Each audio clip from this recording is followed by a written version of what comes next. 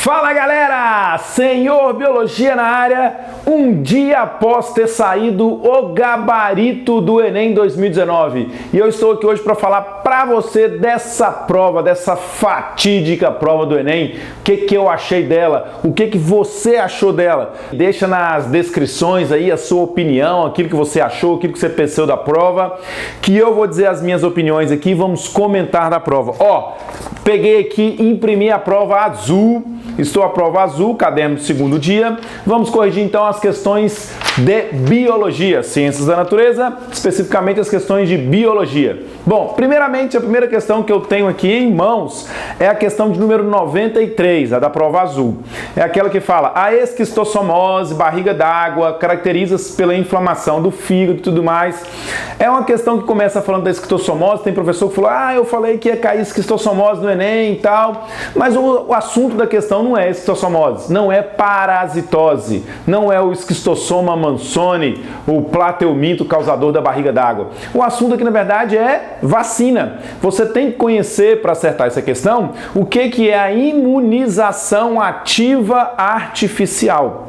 A imunização ativa artificial é a vacina e o que ela é? Ela é o próprio agente causador do problema, só que atenuado, enfraquecido ou fragmentos dele, que são as vacinas mais modernas, que é o que essa questão aborda, e isso induz você a fabricar anticorpos. E aí você passa a fabricar anticorpos contra aquele agente e quando aquele agente entrar em você, você já tem os anticorpos prontos para destruí-lo antes que ele te cause o problema. Por isso que o gabarito dessa questão é a letra E, confirmado pelo Enem, certíssimo. A pergunta: uma vantagem da vacina em relação ao tratamento tradicional é que ela poderá eliminar o esquistossomo dentro do organismo antes da manifestação dos sintomas. Isso é vacina. Agora eu quero chamar a sua atenção para essa questão por um detalhe. Não sei se você observou isso aqui, mas na legendazinha aqui do texto vem escrito assim, ó: Instituto Oswaldo Cruz, Fundação Oswaldo Cruz, anuncia nova fase de vacina para esquistossomose, disponível em... Aí fala aqui do site que tirou e a informação, em 3 de maio de 2019. Veja bem, ele pegou o que tínhamos de mais recente, maio, 3 de maio. Então temos o mês de maio, junho, julho, agosto, setembro e outubro. 6 meses, a prova foi final de outubro, conta o mês de outubro todo. Essa notícia foi tirada no início de maio, conta o mês de maio também. Então olha só, coisas acontecidas até 6 meses antes é o que pode estar presente na sua prova do Enem. Pessoal, algumas pessoas estavam achando, vai cair no Enem a questão do óleo lá, que está no litoral nordestino. Foi muito recente. Perceba só, o que cai no Enem? Coisas de 6 meses para trás. Antes disso, 5, 4, 3, 2 meses, isso não está no Enem. Por quê? Porque a prova já fica pronta. Os professores que elaboram essas provas, eles fazem a prova com bastante antecedência. Professores esses, inclusive, professores provavelmente todos eles universitários, que vivem um mundo universitário e não conhecem a realidade do ensino médio. Porque essa prova aqui, ela não está de acordo com a realidade do ensino médio. Nós, professores de ensino médio, nós, professores de cursinho, nós, professores aqui da internet, que estamos dando a você o conteúdo de ensino médio para prestar vestibular, prestar Enem, nós já temos conteúdo pra caramba para falar para vocês. O ensino médio é super corrido. Quem dá aula no primeiro, segundo e terceiro ano do ensino médio já tem que ir correndo com conteúdo. Por quê? Porque é conteúdo demais. Aí o cara que elabora a prova do Enem, ele coloca temas, assuntos, aborda conteúdos que não é do ensino médio, que a gente não fala no ensino médio. Essa questão aqui, ó.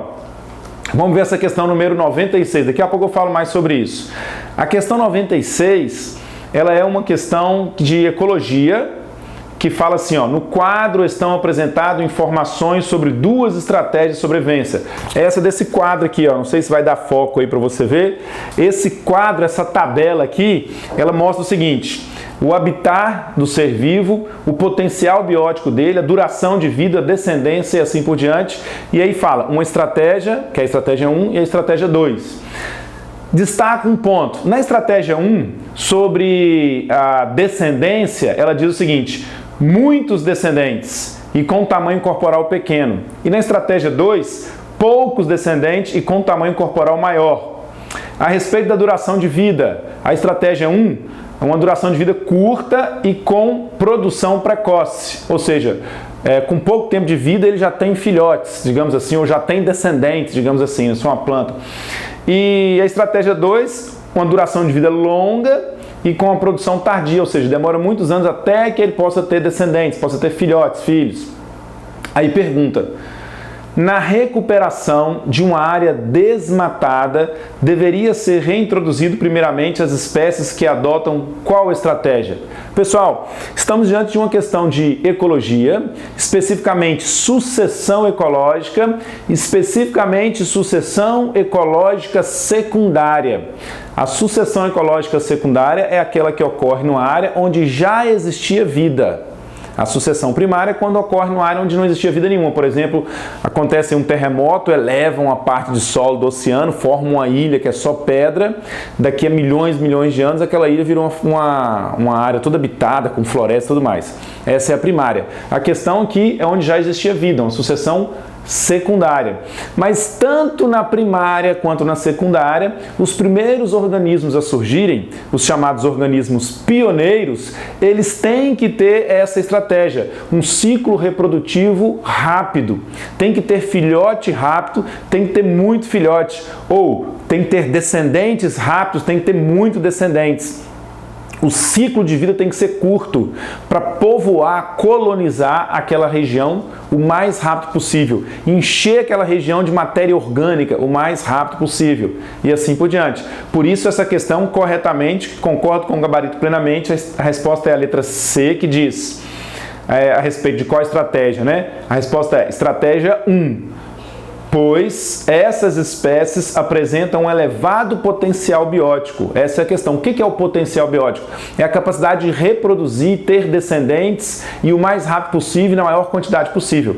Essa da estratégia 1 tem um grande potencial biótico, o que facilita a rápida recolonização da área desmatada. Beleza? Continuando, a questão de número 97... eu gravei uma aula falando do que eu achava que ia cair no Enem, e uma das coisas que eu falei lá, cuidado com algumas relações ecológicas, que não é muito usual. O Enem gosta de colocar esses assuntos que não é muito comum de colocar, por exemplo, o que é sinfilia, o que é forésia. Tá aí, ó, a questão 97 está aqui o tema sinfilia, essa relação ecológica, que é o mesmo de esclavagismo. A questão 97 é aquela que fala da cutia que enterra a semente. E aí a outra cutia observa, vai lá e rouba a semente, enterra de novo e tal. E essa ladroagem, que relação ecológica é essa? A resposta é a letra D, competição, não tem dúvida nenhuma, não tem segredo nenhum. Mas para você ficar esperto com a questão, sinfilia é uma relação ecológica interespecífica ou entre espécies diferentes, que também pode ser chamada de esclavagismo, que uma espécie usa a outra como escravo, entre aspas, né? Como por exemplo a formiga e o pulgão. Predatismo e parasitismo também é uma relação ecológica interespecífica, entre espécies diferentes. Por exemplo, se for da mesma espécie, não é chamado predatismo, é chamado canibalismo. Então olha só, letra A, sinfilia, entre espécies diferentes. Predatismo, entre espécies diferentes. Parasitismo, entre espécies diferentes. Aí vem a letra D, que é a correta, competição, que é uma relação que existe entre espécies diferentes, mas também dentro da mesma espécie, que é o caso dessa questão. É uma cutia com a outra. E a letra E, que é o comensalismo, que também ocorre entre espécies diferentes. O comensal, que não tem uma espécie que não tem qualquer prejuízo, e outra espécie que se beneficia, que é o comensal. E aí a relação é do tipo mais e zero, é sempre entre espécies diferentes também. Se liga nisso, hein? Você tinha pensado dessa forma? Isso aí te ajudaria na hora de responder essa questão.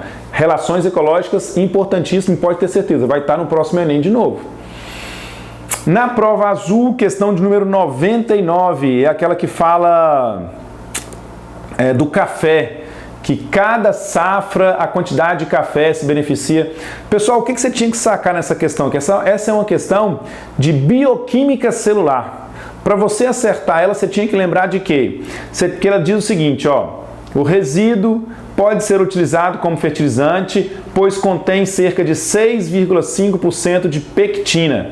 um polissacarídeo. O que você tinha que lembrar? Que o polissacarídeo é um carboidrato. Lembra que existem os monossacarídeos, disacarídeos e polissacarídeos? E a gente estuda 4 importantes polissacarídeos, né? Os 2 estruturais, que é o animal, quitina, e o vegetal, celulose. E os 2 de reserva, o animal, glicogênio, e o vegetal, amido. A gente estuda sempre esses 4. O Enem quis colocar pectina, indiferente, né? Ele quer colocar o que a gente não estuda no ensino médio normalmente. Beleza. Mas tudo bem, você lembrou, polissacarídeo é carboidrato. Aí ele continua, aproximadamente 25% de açúcares, frutose, sacarose, galactose, que também são carboidratos. Todos eles monossacarídeos. E aí ele diz, bem como resíduos de alcaloide, que é compostos aminados. Aí você tinha que lembrar que compostos aminado é porque tem amina e a amina tem nitrogênio, que é um macronutriente muito importante. Então, basicamente, o que tem no resíduo do café? Carboidrato e nitrogênio. Era isso que você tinha que lembrar. Aí o que pergunta na letra A? O que pergunta na questão? Esse resíduo contribui para a fertilidade do solo, pois, letra A, possibilita a reciclagem de carbono e nitrogênio. Ficaria fácil, questão de bioquímica celular. A questão 100 é a questão que fala de alimentos orgânicos, que aí ele tem que ter o selo de pergunta. Na produção, nesse sistema de produção de alimentos vegetais, o controle de insetos é manejado por meio do... Isso caiu no primeiro dia da prova, na prova de geografia, e caiu de novo na prova de biologia. Mais uma coisa, eu coloquei aqui, ó, o que dá para aprender com a prova. Mais uma coisa que você pode aprender com a prova. Eu já disse uma dica, que é saber que 6 meses antes é o que dá para cair no Enem. Mais próximo disso, um tempo mais curto, não dá. Outra coisa é isso aqui, ó. Alguma coisa que caia na primeira prova, a prova do primeiro dia, pode te ajudar a entender o que pode cair na prova do segundo dia. Então, se você pensar, caiu no primeiro dia, não vai cair de novo, tá enganado. Pode cair sim. E no primeiro dia, na prova de geografia, caiu do controle biológico de praga.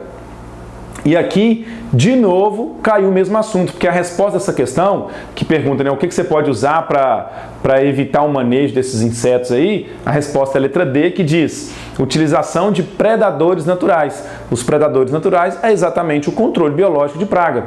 Por exemplo, eu tenho uma plantação de milho que é atacado por lagartas, larvas de mariposa, de borboleta. Eu coloco lá uma vespa, que é um parasitoide. Essa vespa, ela vai matar essas lagartas porque elas colocam os ovos dela dentro dessas lagartas, que desses ovos eclodem as larvas da vespa e elas vão comendo por dentro essa lagarta e aí ela morre. Então ela diminui a população de lagartas que come o milho. Isso aí é um controle biológico de praga. Em vez de usar um agrotóxico, eu uso a vespa. Que no caso da vespa aqui não seria nem um predador, seria um parasitoide, né? Inclusive usar parasitas ou parasitoides é muito mais interessante do que usar predador. Por quê? Porque os parasitas são mais específicos. O predador pega qualquer animal. O parasita não, ele pega especificamente o seu hospedeiro. Bom, continuando. Questão 111. Eu sempre falo para meus alunos, pessoal, cuidado com outro nome da hemácia. Que outro nome que a hemácia tem? Aí eu lembro, pessoal, eritrócito. Essa questão 111, se você não lembrasse que eritrócito é o outro nome da hemácia, a questão é uma questão difícil pra caramba. Agora, se você lembrava que eritrócito é hemácia, a questão é super fácil, super fácil, muito conceitual essa questão aqui. E aí ela pergunta contra a história que vai estimular a produção de eritrócito. E aí pergunta como que esse eritrócito, como que essa substância pode ter efeito de doping, né? Como que esse doping pode influenciar na eficiência do atleta? E a resposta é essa. Como eu vou aumentar a quantidade de eritrócito, que são as hemácias, o que eu vou possibilitar? Um transporte melhor de oxigênio para aumentar a produção de ATP. O oxigênio que você respira serve para quê? Para você produzir ATP. Esse é o objetivo dele. Beleza? Então essa questão... O que era o lance dela? Lembrar que eritrócito é o outro nome da hemácia. Muito conceitual também. Continuando, galera, na minha questão aqui na prova, eu estou falando a prova azul, lembrando vocês, questão de número 104, é aquela questão que fala, ó, algumas toneladas de medicamento para o uso humano e veterinário são produzidos por ano. Os fármacos são desenvolvidos e assim por diante. Cara, outra questão, o examinador que faz essa prova aqui, o cara que elaborou essa questão, ele não conhece a realidade do ensino médio. A gente estuda um monte de impactos ambientais. O cara poderia falar de efeito estufa, o mundo se reúne para falar de efeito estufa. Poderia falar de chuva ácida que está acontecendo, poderia falar de inversão térmica, eutrofização. Quero saber que escola nesse país, você que estuda aí no ensino particular, que já é um privilegiado, ou você que estuda no ensino público, eu quero saber, o seu professor em algum momento falou de remédio caindo no rio como um poluente, remédio que sai do seu xixi, caindo no rio como poluente, e aí que não existe nos sistemas de limpeza do esgoto, de limpeza desses efluentes, que é esse líquido que vem do esgoto, não existe uma técnica específica para eliminar esse remédio. E aí esse remédio, nunca foi falado isso no ensino médio. O cara que elaborou essa prova, ele não vive a realidade do ensino médio. Por quê? Porque ele coloca um tema que nunca foi abordado no ensino médio por ninguém. O aluno teve que usar da sua inteligência, do seu raciocínio lógico para deduzir a resposta. Isso é uma sacanagem para você que passa o ano inteiro estudando, que passa o semestre inteiro estudando, se preparando para essa prova. Sacanagem com a gente, professor, que tem um parâmetro de referência do que ensinar, do que mostrar, do que cobrar do aluno, e aí o cara escolhe colocar na prova um negócio que ninguém falou. Não sei se você concorda comigo, pode deixar seus comentários aí na descrição aí, para a gente poder abrir essa discussão aí. Acho isso importante, para ver se isso chega até o INEP, se chega até o cara que elabora essa prova. Mas enfim, galera, a pergunta é, qual ação minimiza a permanência desses contaminantes, que é o remédio que saiu do seu xixi, né, nos recursos hídricos, que é no rio, na lagoa e etc e tal? Qual que seria? Resposta letra D. O desenvolvimento de novos processos nas estações de tratamento de efluentes. Tratamento de efluentes é aquele local lá que o cara trata a água do esgoto. Aqueles tanques grandões que a água do esgoto é tratada antes dela voltar para o rio. Não existe hoje um sistema que elimine esse remédio. Então a água que foi tratada vai para o rio, o remédio vai junto. Então o que tem que fazer? Desenvolver novos processos para conseguir destruir esse remédio antes que ele entre na água dos rios. Seria essa a resposta.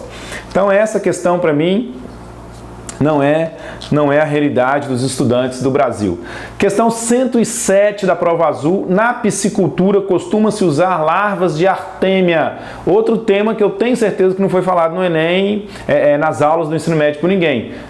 O crustáceo artêmia. A gente estuda crustáceo. O que você escuta falar quando você fala de crustáceo? O que é crustáceo, primeiramente? Nós estamos dentro do reino animal, filoartrópoda, e aí da superclasse do crustáceo, os crustáceos. E aí você tem camarão, lagosta, caranguejo, siri, e aí lagostim. Aí o cara vem falar das artêmias, que ninguém fala disso em ensino médio. Talvez um professor ou outro, de repente o cara cria peixe em casa, tem artêmia e falou disso aí. Ou ele tem uma piscicultura. Mas não é o comum. Mas tudo bem, o cara falou da artêmia aqui e ele trouxe um tema que eu achei bem esquisito. Eu falei assim, a resposta é letra B, fototropismo positivo. Eu fui por eliminação. Porque normalmente a gente vê fototropismo positivo em planta, no reino vegetal.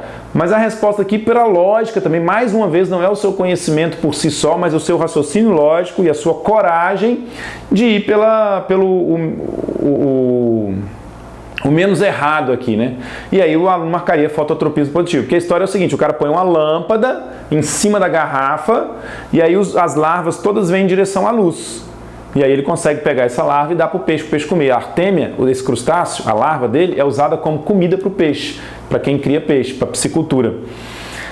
E aí é o fototropismo positivo, é o mais lógico, porque o geotropismo é pela gravidade. Hidrotropismo negativo, hidrotropismo é atração pela água. O bicho já está dentro da água, está todo dentro da água. Termotropismo, eu até pensei que pudesse ser essa, aí eu fui ler o enunciado de novo, ele fez essa observação, ele colocou lá, para recolher os náuplios, coloca-se uma lâmpada branca fluorescente. Lâmpada branca fluorescente, ela não emite calor, então eu falei assim, não é termotropismo.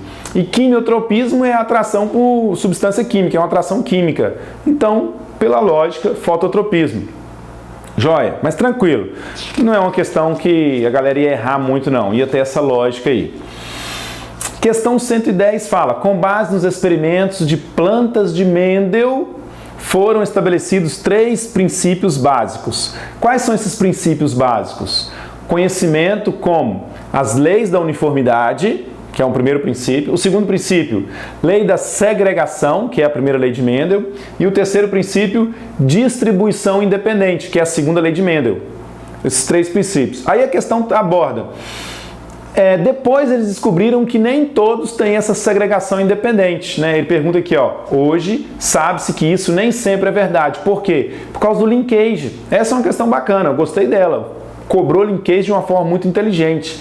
A resposta é a letra D. Os genes localizados fisicamente próximos no mesmo cromossomo tendem a ser herdados juntos. É porque os genes estão no mesmo cromossomo e a separação dele não é independente, né? É o caso de linkage. Questão de número 114. As famílias de retrovírus. Isso eu também falei para meus alunos nas aulas de véspera que isso ia cair. Por quê? Porque estava surgindo vírus HIV resistentes. E aí os caras estavam desenvolvendo novas drogas para complementar o coquetel retroviral, ou coquetel anti-HIV. E eu falei assim, isso pode cair na prova. E caiu. Essa questão está falando de HIV.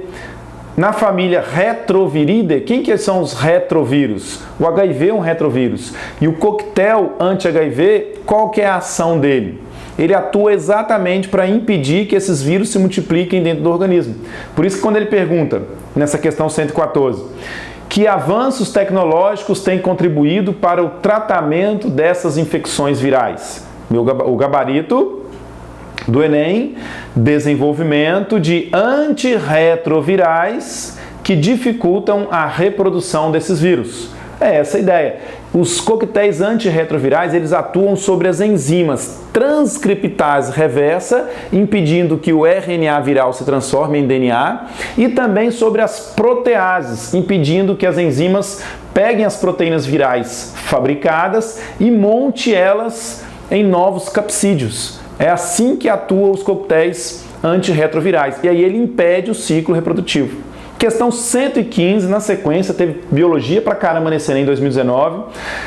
Outra questão também que eu faço minhas críticas. Quem é que falou em sala de aula, você professor que está me assistindo, deixe seu comentário aí. Em algum dia você falou em sala de aula sobre concreto, sobre fabricação de concreto, sobre cimento? Cara, fala impacto ambiental, às vezes fala da agricultura, o uso excessivo de água, fala da pecuária, o desmatamento, fala para emissão de CO2, fala para emissão de componentes que promovem chuva ácida. Cimento, cara, cimento, isso aí não é abordado em ensino médio. O cara, beleza, pôs a questão de cimento, não é uma questão difícil, a questão não é difícil. Eu estou fazendo a crítica à cabeça do cara que elabora a prova. Ele não pensa no aluno. Eu acho que a ideia dele é o seguinte, ele vai pensar, o que eu posso colocar nessa prova que ninguém pensou? Uma coisa que ninguém imagina que vai cair, eu vou colocar. Não é uma ideia interessante isso. Você está lidando, você, examinador que elabora essa prova, você está lidando com um sonho de milhares de pessoas. Não se brinca com o sonho das pessoas. Mas enfim, galera, muita gente errou nessa prova porque confundiu cimento com concreto. O cimento é um dos componentes do concreto. Você compra o saco de cimento, aí você mistura cimento com brita, com areia e com água. E aí você faz aquela massa e com isso você fabrica o concreto. E aí o que o cara falou na questão aqui? Eu vou pegar pedaços velhos de concreto, né, que já está lá seco, eu trituro ele e uso esses pedaços de concreto em substituição da brita. Então, o que eu vou fazer aqui? O benefício ambiental gerado nessa proposta é a redução da extração de brita. Teve gente que colocou redução do consumo da fabricação de cimento. Não, eu vou usar o mesmo cimento, a mesma areia, a mesma água, só que ao invés de usar a brita, eu uso pedaços de concreto velho. Então, eu vou reduzir a extração de brita. Beleza? Bom, Continuando, questão 116, teve biologia pra caramba. É uma questão que fala da membrana plasmática. Ó, esse desenho aqui é importante nessa questão aqui. A membrana plasmática, ela é uma bicamada fosfolipídica. O fosfolipídio é um lipídio complexo, porque ele tem uma cabeça de fosfato, que é polar, e a cauda apolar de ácidos graxos. E aí esses ácidos graxos, ele pode ser, olha para o meu braço aqui, ó, de cadeia simples. Se ele for de cadeia simples, ele vai ficar muito perto um do outro. E aí a ligação entre eles vai ser forte. Ou então, ele pode ser de cadeia dupla. Aí a cadeia dupla, ela cria uma barreira. O que acontece? Um lipídio fica longe do outro por causa dessa dupla, que dá uma dobra nele e faz com que ele fique mais fluido, mais líquido.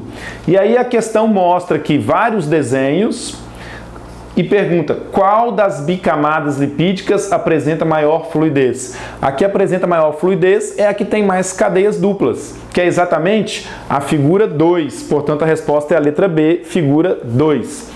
Uma questão também tranquila de membrana plasmática, que foi uma questão bacana. Essa foi bacana. E aí a gente pula para a questão de número 123, que fala da poluição radioativa. Compreende mais de 200 nuclídeos, sendo que, do ponto de vista de impacto ambiental, destaca-se o césio 137 e o estrôncio 90. Aí a questão vai e fala que o estrôncio 90 pode se acumular em substituição de cálcio. Ao invés de entrar o cálcio na composição do carbonato, entra o estrôncio 90. Aí ele pergunta: ao entrar em uma cadeia alimentar da qual o homem faz parte, em qual tecido do organismo humano o estrôncio 90 será acumulado predominantemente? Essa questão também é uma questão fácil, você só tinha que saber o seguinte: onde no nosso corpo tem mais cálcio? É o osso, é no tecido ósseo. Então a resposta seria letra E, tecido ósseo. E aí comprometeria a formação do seu osso, né? Você teria um osso radioativo cheio de estrôncio 90. Questão 125, tá acabando. É uma questão que fala da escala evolutiva do reino vegetal, das plantas. E aí mostra uma árvore filogenética aqui, que tem uma primeira conquista evolutiva: embriões protegidos no gametófito.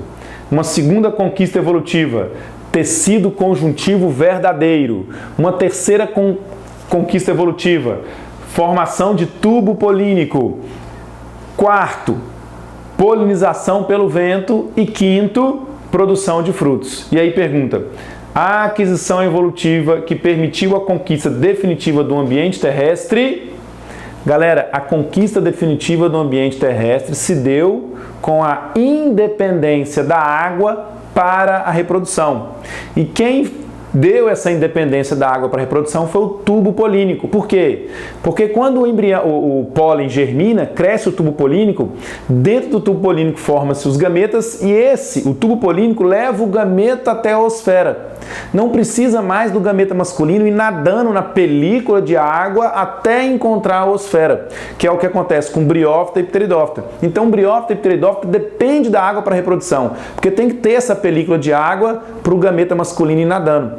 Com o desenvolvimento do tubo polínico nas gimnosperma e angiosperma, elas conquistaram definitivamente a independência da água para a reprodução. Por isso a resposta a essa questão é a letra C. E aí, boa essa questão também, uma das melhores para mim. Questão 127. Essa questão 127 aí é a mais cruel de todas, na verdade. É a mais difícil, a que exigiu um conteúdo mais elaborado dos alunos, mas é uma boa questão, Ela trata aqui de um componente que é o 2,4-dinitrofenol, que é conhecido como desacoplador de cadeia de elétrons nas mitocôndrias. E aí ele conta aqui essa história toda e pergunta: o efeito emagrecedor desse composto está relacionado a quê? Esse DNP, ele tem um efeito emagrecedor e ele é proibido no Brasil, é proibido em diversos países, já teve casos de pessoas que usou e morreu por causa disso aí. E aí ele explica qual que é o princípio bioquímico dele. Dentro do espaço intermembranoso da membrana plasmática, das membranas externa e interna da mitocôndria, esse componente, ele captura os prótons para ele. E aí você tinha que lembrar o quê? Que na última etapa da respiração aeróbica, que é a cadeia transportadora de elétrons, os prótons H+, que ficam nesse espaço intermembranoso, ele tem que passar pela enzima chamada ATP sintetase. E quando ele passa por essa enzima, a enzima fabrica ATP. Então vai passando H+, e ela vai fabricando ATP, fabricando ATP. Como o remédio retira esses prótons H+, reduz a quantidade de fabricação de ATP. Aí o organismo entende, nossa, tem pouco ATP, vamos trabalhar mais, galera. Aí ele acelera o processo de respiração aeróbica e começa a consumir a glicose. E aí consome a glicose, acaba a glicose. Você faz gliconeogênese, você começa a pegar gordura e começa a pegar proteína, e isso tem como resultado o emagrecimento. Então a pergunta é, o efeito emagrecedor desse composto está relacionado a quê? Letra E, a resposta. Redução da produção de ATP, resultando em maior gasto celular de nutrientes. Essa é a questão do cão. Questão 130. Uma cozinheira colocou sal a mais no feijão que estava cozinhando. Mais uma questão que está relacionada com membrana plasmática. Duas questões de membrana plasmática. Uma falando da estrutura e essa aqui falando de transporte sobre membrana. E eu tive a felicidade de, na aula de vésperas dos meus alunos presenciais, falar sobre isso. Falei sobre membrana plasmática, estrutura e transporte. As duas coisas caíram na prova. Aí pergunta aqui, ó, quando terminou de cozinhar as batatas, estava salgada. A batata estava salgada, porque absorveram parte do caldo com excesso de sal. Olha que sacanagem. Absorveram parte do caldo, mas ele fala com excesso de sal. Finalmente, ela adicionou água para completar o caldo de feijão. E aí pergunta, o sal foi absorvido pelas batatas por? O sal, galera. O sal é o quê? É soluto. E aí a resposta é, então, por difusão, porque o transporte ocorreu a favor do gradiente de concentração. Não é a passagem da água. Teve gente que colocou osmose. Osmose é a passagem da água. Aqui é o sal, então é difusão. E foi de um local onde tinha mais sal, que era o caldo, para um local onde tinha menos sal, que era o interior da batata. Então, difusão, resposta letra E. Boa essa questão também. E, senhoras e senhores, última questão da prova, também uma questão relativamente tranquila, que ela fala do The Kidney Project, que é um projeto de fazer um rim biônico. E aí ele pergunta aqui, o dispositivo criado promoverá diretamente o quê? Bom, se eu estou fazendo um rim biônico, é um rim feito com resíduos de células verdadeiras, e por isso não tem tanta rejeição assim, e essa é a grande tecnologia. O que o rim faz? O rim limpa o seu sangue da ureia. Então a resposta letra A, remoção da ureia, beleza? É isso aí, galera. Resumindo, então, essa prova foi uma prova bem elaborada, porém um pouco fora da realidade dos estudantes do ensino médio. E se você não foi muito bem na prova, deixa eu dizer uma coisa para você. Ninguém foi bem nessa prova. A diferença do cara que foi... Você meio... A língua portuguesa aqui, eu vou dar uma escorregada, mas eu vou falar assim. Tem um cara que foi mais mal e o cara que foi menos mal na prova, ok? Então vai bem é quem foi menos mal na prova. Então você fica tranquilo que a coisa pode dar certo ainda, beleza? Grande demais esse vídeo, mas tá aí as minhas considerações. Você que ficou até o final, muito obrigado. Não deixa de compartilhar, não deixa de dar o seu like. E se não é inscrito, passa a me seguir porque tem muito conteúdo bacana vindo por aí, beleza? Grande abraço, um feliz final de ano e ótimo 2020 se você está assistindo esse vídeo ainda nesse final de 2019. Um grande abraço, tchau!